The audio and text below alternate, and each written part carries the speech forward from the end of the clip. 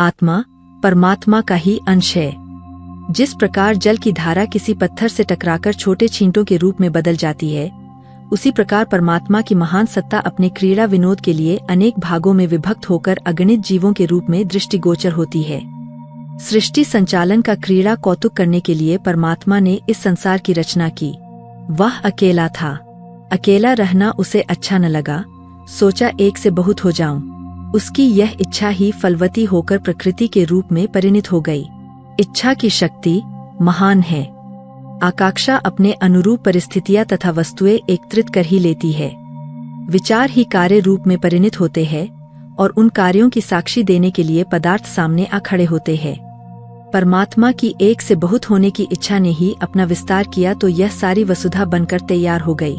परमात्मा ने अपने आप को बखेरने का झंझट भरा कार्य इसलिए किया कि बिखरे हुए कणों को फिर एकत्रित होते समय असाधारण आनंद प्राप्त होता रहे।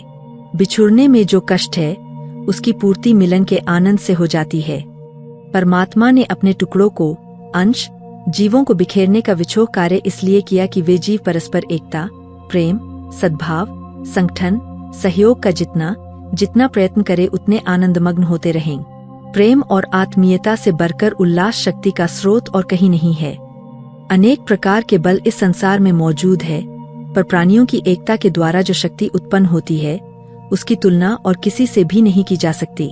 पति पत्नी, भाई भाई, मित्र मित्र, गुरु शिष्य आदि की आत्मीयता जब उच्च स्तर तक पहुंचती है तो उस मिलन का आनंद और उत्साहवर्धक प्रतिफल इतना सुंदर होता है कि प्राणी अपने को कृत्य मानता है। कबीर का एक दोहा प्रसिद्ध है, राम बुलावा भेजिया कबीरा बीना रोए, जो सुख प्रेमी संग में सो बैकुंठ न होए। इस दोहे में बैकुंठ से अधिक प्रेमी के सानिध्य को बताया गया है। कबीर प्रेमी को छोड़कर स्वर्ग जाने में दुख मानते और रोने लगते हैं। वस्तु स्थिति यही है। सच्चे प्रेम में ऐसा ही आनंद होता है। जहाँ मनुष्य के बीच में निष्कपट, निस्वार्थ, आंतरिक और सच्ची मित्रता होती है, वहाँ गरीबी आदि की कठिनाइयाँ गौण रह जाती है और अनेक अभावों एवं परेशानियों के रहते हुए भी व्यक्ति उल्लास भरे आनंद का अनुभव करता है। उपासना में प्रेम का अभ्यास एक प्रमुख आधार है। ईश्वर की भक्ति करने का अर्थ है आदर्शवाद। प्रेम के विकास का आधार भी यही है। सच्चे और ईमानदार मनुष्यों के बीच ही दोस्ती बढ़ती और निभती है। धूर्त और स्वार्थी लोगों के बीच तो मतलब की दोस्ती होती है, वह जरा सा आघात लगते ही कांच के गिलास की तरह टूट फूट कर नष्ट हो जाती है। लाभ में कमी आते ही तोते की तरह आंखें फेर ली जाती है। यह दिखावटी धूर्ततापूर्ण मित्रता तो एक प्रवंचना मात्र है, पर जहाँ जितने अंगों में सच्चा मैत्री भाव होगा वहाँ आनंद, संतोष और प्रफुल्लता की निर्झरिणी निरंतर झरती रहेगी। यदि कुछ लोगों का परिवार या संगठन प्रेम के उच्च आदर्शों पर आधारित होकर विकसित हो सके तो वहाँ उस परिवार के सभी सदस्यों को विकास एवं हर्षोल्लास का परिपूर्ण अवसर मिलता रहेगा। जिस समाज में सच्ची मित्रता, उदारता, सेवा और आत्मीयता का आदर्श भली प्रकार फलने फूलने लगता है, वहाँ निश्चित रूप में स्वर्गीय वातावरण विनिर्मित होकर रहता है। देवता जहाँ कहीं रहते होंगे वहाँ उनके अच्छे स्वभाव ने प्रेम का वातावरण बना रखा होगा और उस भाव प्रवाह ने वहाँ स्वर्ग की रचना कर दी होगी।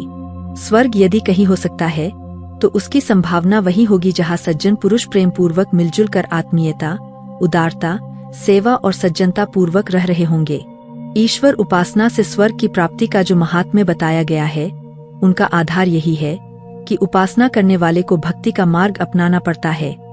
परमात्मा को, आत्मा को, आदर्शवाद को जो भी प्यार करना सीख लेगा उसे अनिवार्यतः प्राणिमात्र से प्रेम का अभ्यास होगा और इस कारण के रहते हुए उसका निवास स्थान एवं समीपवर्ती वातावरण स्वर्गीय अनुभूतियों से ही भरा पूरा रहेगा।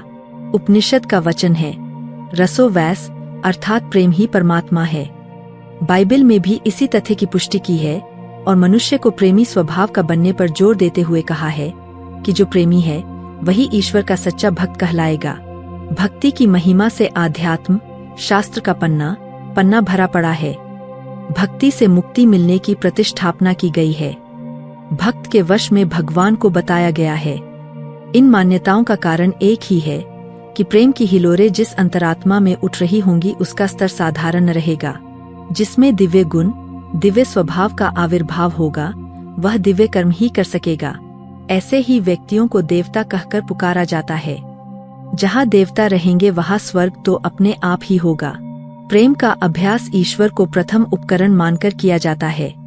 कारण यही है कि उसमें स्वार्थ भी दोष नहीं है। सूक्ष्म ब्रह्मा की उपासना जिन्हें कठिन पड़ती है, वे साकार प्रतिमा बनाकर अपनी भावनाओं को किसी पूजा प्रतीक पर केंद्रित करते हैं। फलस्वरूप निर्जीव होते हुए भी वह माध्यम सजीव हो उठता है। मूर्ति पूजा का तत्वज्ञान यही है। यह बात हर कोई जानता है कि देव प्रतिमाएं पत्थर या धातु की बनी निर्जीव होती है।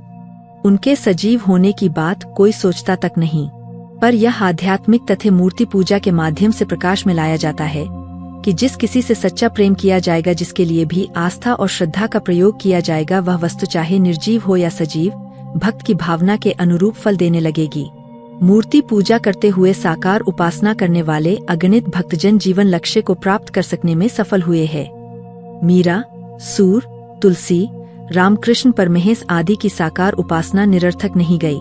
उन्हें परमहंस तक पहुंचा सकने में ही समर्थ हुई।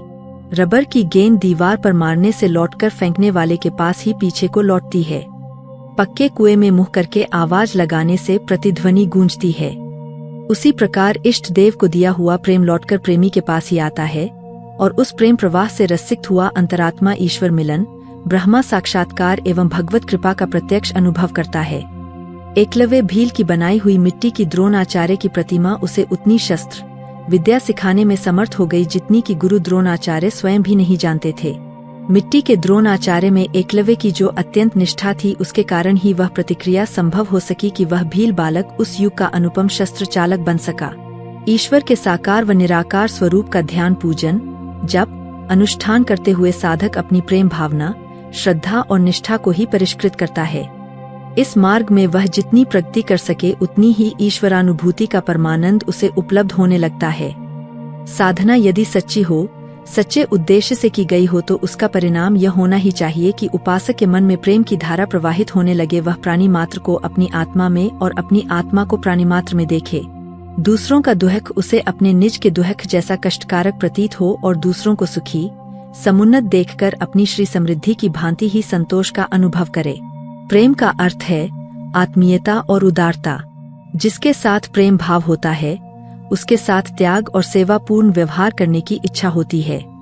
प्रेमी अपने को कष्ट और संयम में रखता है और अपने प्रेम पात्र को सुविकसित, सुंदर एवं सुरम्य बनाने का प्रयत्न करता है।